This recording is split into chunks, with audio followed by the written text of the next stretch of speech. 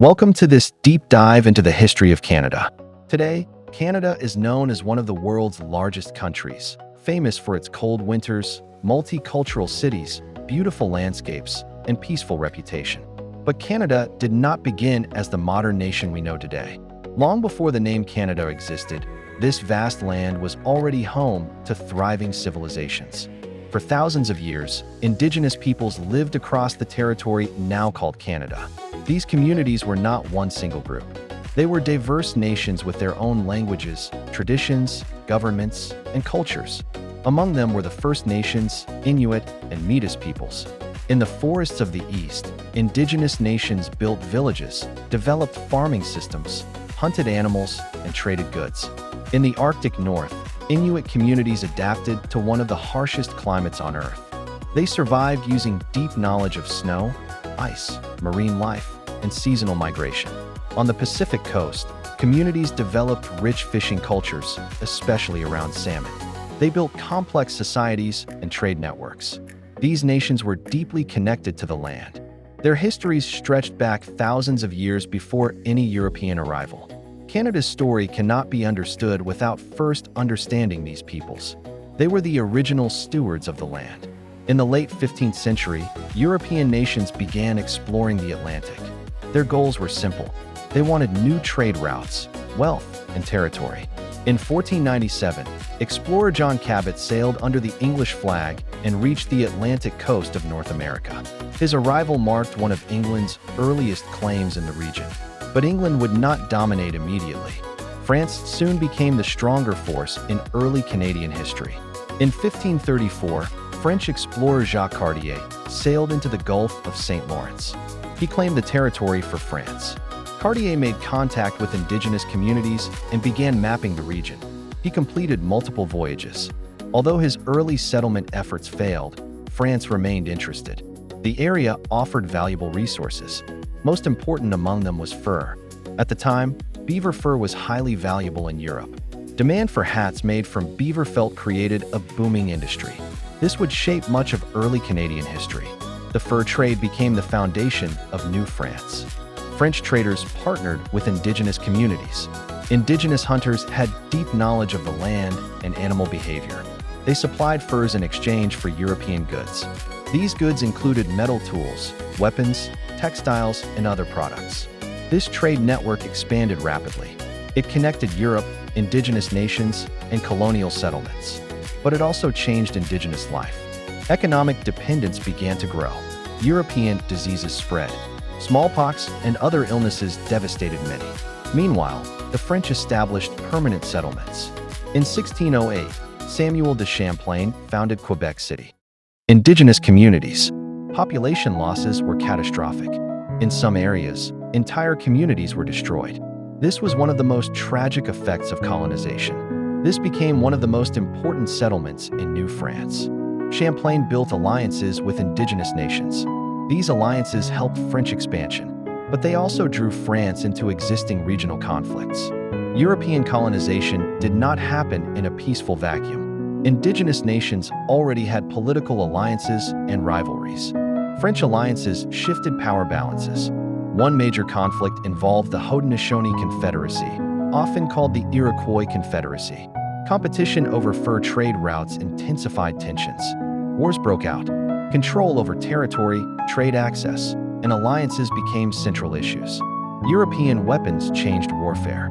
French and British competition also increased. Britain established colonies farther south and east.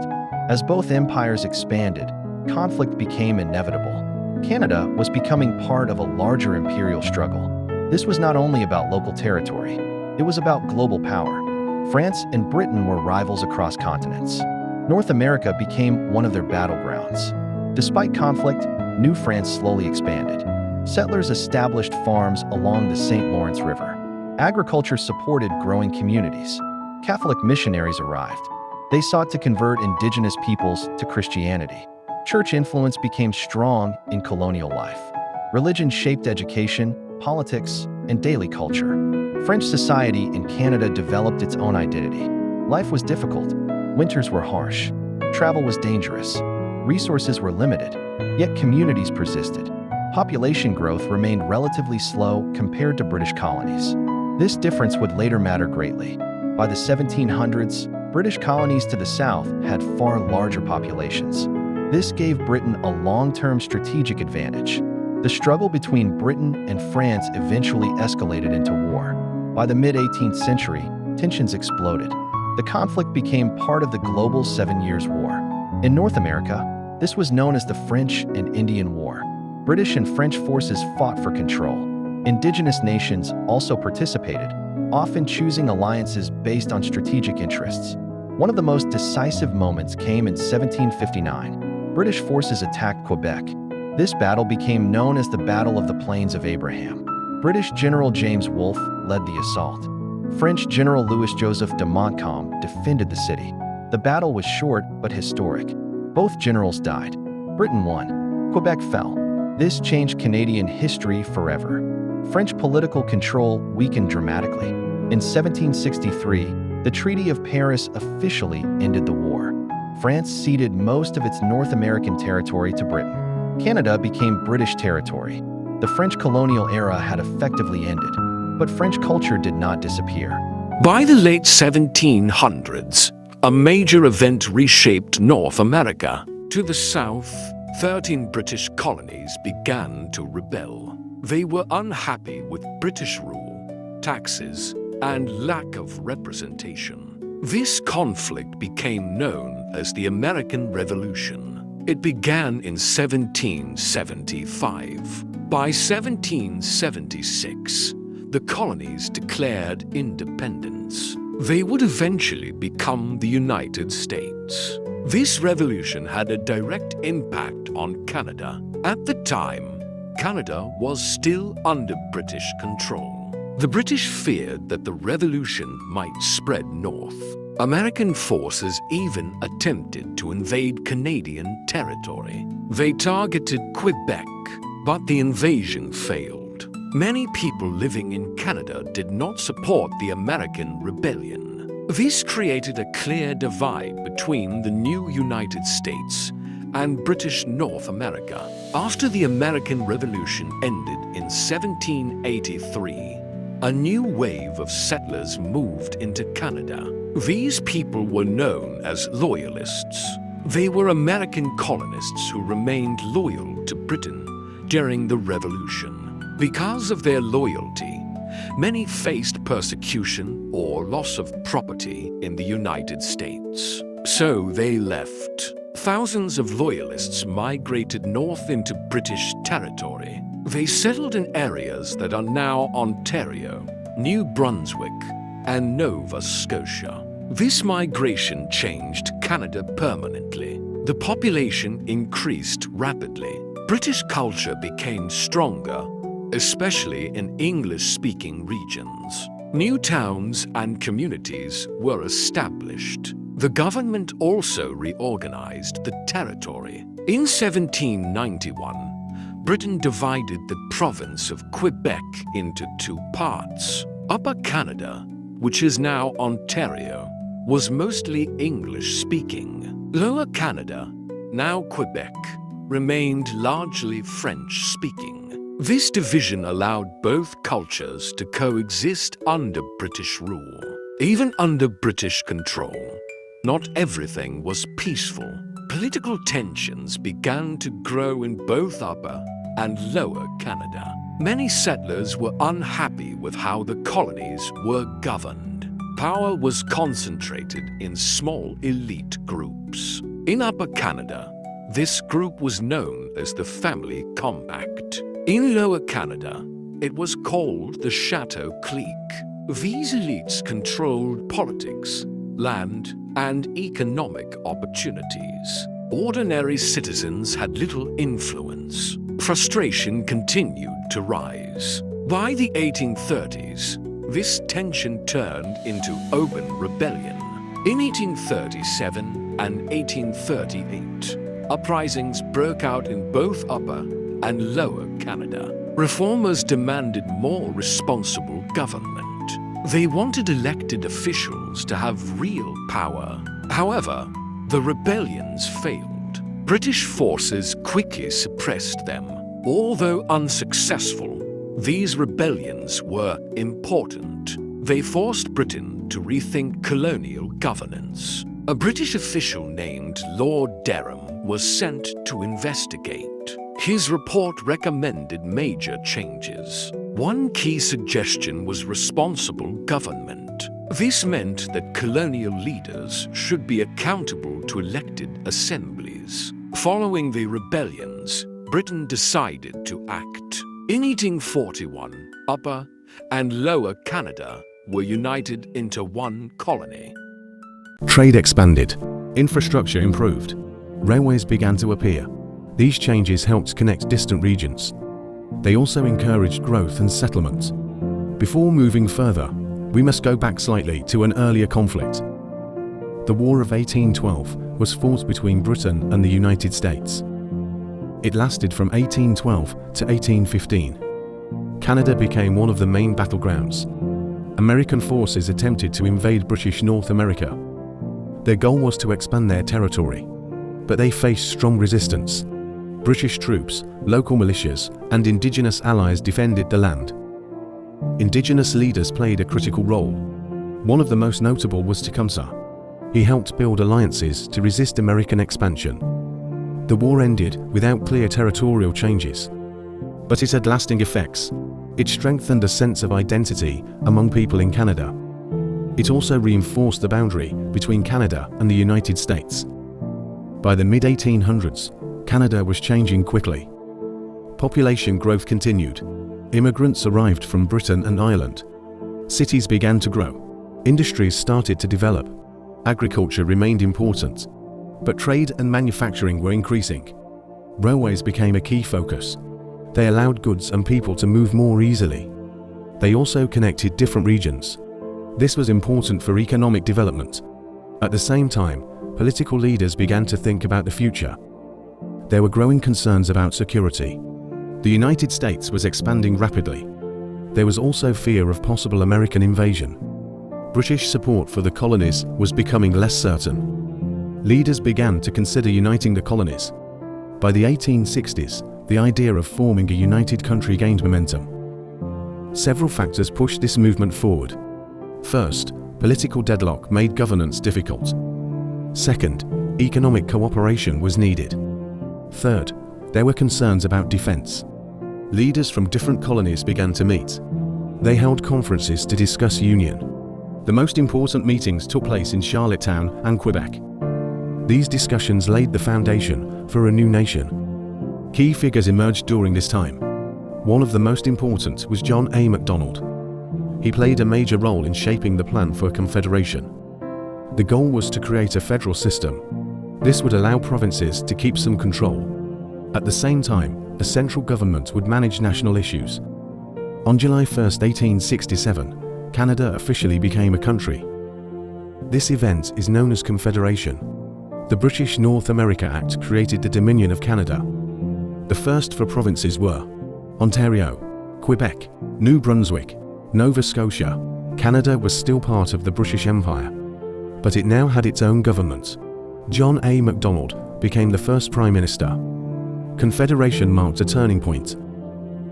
Canada in 1867 was not the vast nation we know today. It was small, fragile, concentrated in the east, but its leaders had a bold ambition to build a country stretching from the Atlantic to the Pacific. To make that vision real, the government acquired a massive territory from the Hudson's Bay Company. This land, known as Rupert's Land, covered much of present-day Western and Central Canada. But there was one critical problem. This land was not empty. It was home to indigenous nations and Métis communities, people with deep roots, cultures, and histories tied to the land. Yet as Canada expanded, their voices were largely ignored, and that silence would soon lead to conflict. In 1869, tensions erupted in the Red River region. At the center of it stood a determined Métis leader, Louis Riel. The Métis feared losing everything: their land, their language, their identity. So they took a stand. Riel formed a provisional government and demanded recognition from Canada. This wasn't just rebellion, it was a fight for survival. The standoff pushed Canada to negotiate. In 1870, a new province was born, Manitoba. It was a compromise, but not a solution. The deeper tensions remained unresolved, and Real's story was far from over. A nation divided by distance cannot survive. Canada faced a massive challenge. How do you connect a country this large? The answer: steel and ambition. The Canadian Pacific Railway became the backbone of the nation. Construction began in the 1880s. It was brutal. Workers battled mountains, freezing temperatures, and dangerous conditions. Thousands labored on the tracks, including many Chinese immigrants. They were essential, yet treated unfairly. Underpaid, overworked, often forgotten. Many never made it home. But in 1885, the impossible was achieved. The railway was complete. Canada was no longer divided by geography. It was physically united. That same year, 1885, conflict returned. Once again, Louis Riel stepped forward. The Métis and some indigenous groups rose against Canadian authority. Their frustrations had grown: land disputes, broken promises, lack of political voice. This time, the government responded swiftly. Troops were deployed using the new railway. The rebellion was crushed. Riel was captured, tried, and executed. His death shook the nation. To some, he was a hero. To others, a traitor. But one thing was certain: Canada was deeply divided. As Canada expanded, Indigenous peoples paid the highest price. Treaties were signed, agreements that often forced Indigenous nations to surrender vast lands. In return, they were promised support and protection. But many of those promises were never fully honored. The reserve system confined communities to limited areas. Freedom of movement was restricted. Traditional ways of life were disrupted. Then came one of the darkest chapters in Canadian history: the residential school system. Indigenous children were taken from their families, placed in institutions designed to erase their identity, language, culture, tradition, all targeted. Wheat became a cornerstone of the economy. Canada emerged as a major exporter, but growth came with a cost. Factory conditions were harsh. Workers faced long hours and low pay, so they began to organize. Labor movements were born. The fight for workers' rights had begun. In 1914, the world descended into war. When Britain entered the conflict, Canada followed. Thousands of Canadians volunteered. They crossed the Atlantic to fight in Europe. Then, in 1917, came a defining moment: the Battle of Vimy Ridge. For the first time, all Canadian divisions fought together, and they won. It was more than a military victory. It was a symbol. Canada was no longer just a colony. It was becoming a nation. Many children suffered abuse. Many never returned home. The impact of these policies still echoes today. By the late 1800s, Canada was transforming. Cities expanded, industries boomed, railways fueled trade across vast distances, and people began arriving in large numbers. Immigrants from Europe and beyond came seeking opportunity.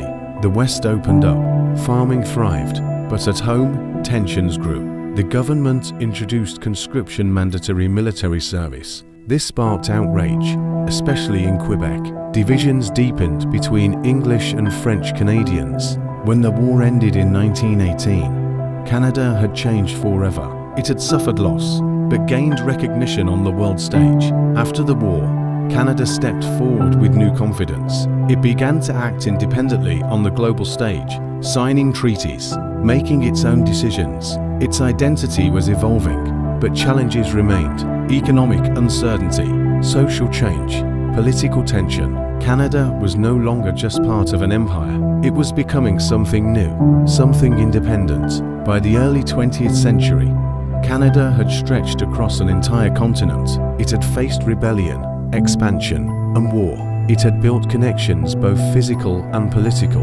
But beneath the progress were unresolved tensions and painful histories. The journey was far from over, because ahead lay even greater trials: economic collapse, another world war, and the final steps toward full independence. Canada was still being shaped, and its story was just getting started. This new entity was called the Province of Canada. The goal was to create stability and reduce conflict, but tensions between English and French populations remained. Despite this, Political reforms slowly progressed. Responsible government was gradually introduced. This gave more power to elected officials. It marked a step toward self-rule. At the same time, economic development increased.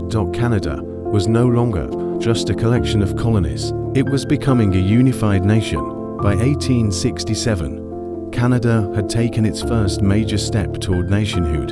From revolution and migration to rebellion and reform, the foundation was set. But this was only the beginning. The new country still had challenges ahead. It needed to expand, connect its regions, and define its identity. In the next part, Canada will grow westward. Railways will unite the land.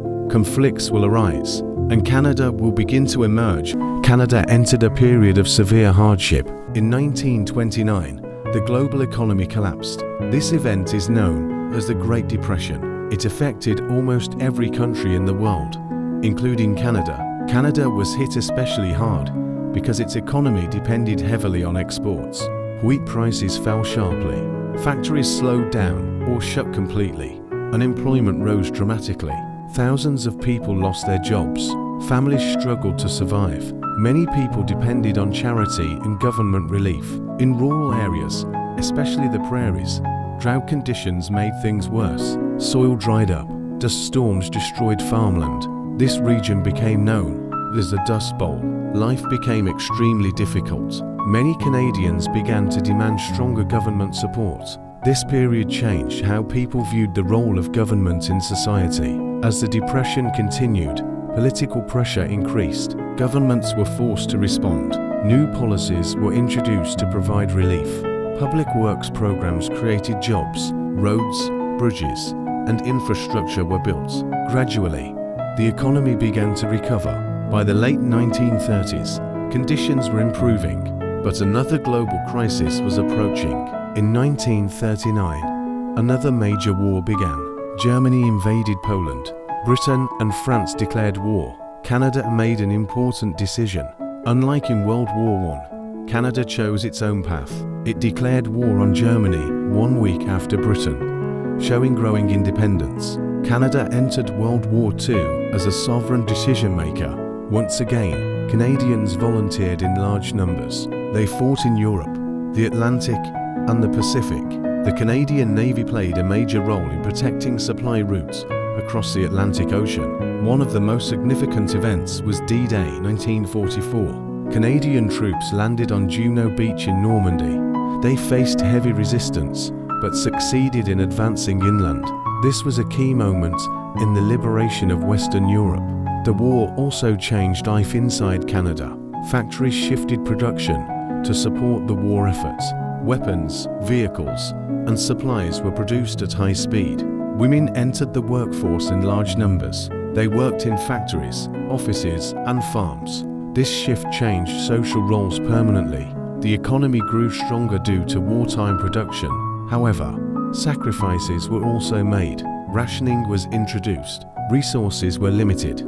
Families dealt with separation as soldiers went overseas. By the end of the war, Canada had become a significant industrial power. World War II ended in 1945. Canada had suffered losses, but it emerged stronger internationally. It was now recognized as an important middle power. After the war, soldiers returned home. The economy shifted from wartime production to consumer growth. A period of prosperity began. New housing developments expanded cities. The population grew rapidly. Immigration increased once again. Canada began to reshape itself socially and economically. Even though Canada had been self-governing since Confederation, it was still legally tied to Britain. The British Parliament still had authority over Canada's constitution. This began to change gradually. In 1931, the Statute of Westminster gave Canada full legislative independence in most matters, but Canada still did not control its own constitution. That final step came later. In 1982, Canada achieved full constitutional independence. This process is known as patriation. The Constitution Act of 1982 was signed. The Canadian Charter of Rights and Freedoms was introduced. This guaranteed fundamental rights and freedoms to all Canadians.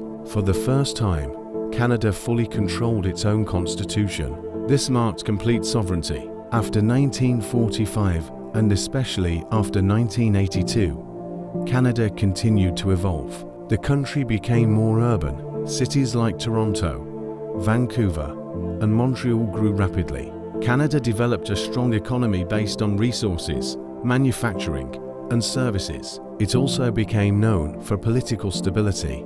Healthcare systems were expanded, public education improved, social programs were introduced to support citizens. Canada also became more diverse. Immigration from Asia, Africa, the Caribbean, and the Middle East increased. This transformed Canada into a multicultural society. Different cultures, languages, and traditions became part of national identity. Canada also became more active internationally. It participated in peacekeeping missions around the world. It joined international organizations and alliances. One of the most important is the United Nations. Canada became known for diplomacy and humanitarian efforts. It also joined NATO, strengthening its defense alliances. Economically, Canada developed strong trade relationships, especially with the United States. The two countries share one of the largest trading partnerships in the world.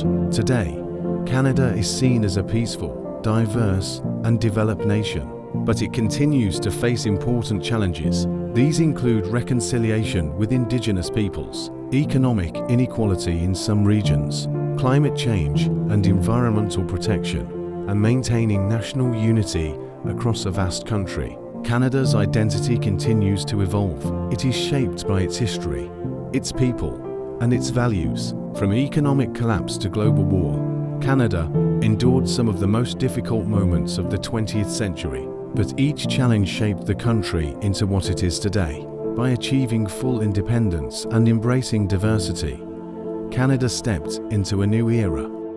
In the 21st century, Canada stands as a highly developed nation with a strong global presence. It is known for a political stability, natural resources, and a high quality of life. Major cities such as Toronto, Vancouver, Montreal, and Calgary have become economic and cultural centers. These cities represent the modern face of Canada. They are diverse, fast-growing, and globally connected. Canada's population today is made up of people from almost every part of the world. Immigration continues to play a major role in shaping the country. This diversity has become one of Canada's defining characteristics. Canada is officially a multicultural country. This means that people of different backgrounds are encouraged to maintain their cultures while living within a shared national identity. Languages, traditions, and religions from around the world exist side by side. English and French remain the official languages. However, many other languages are widely spoken. This cultural diversity influences food, music, festivals, and daily life.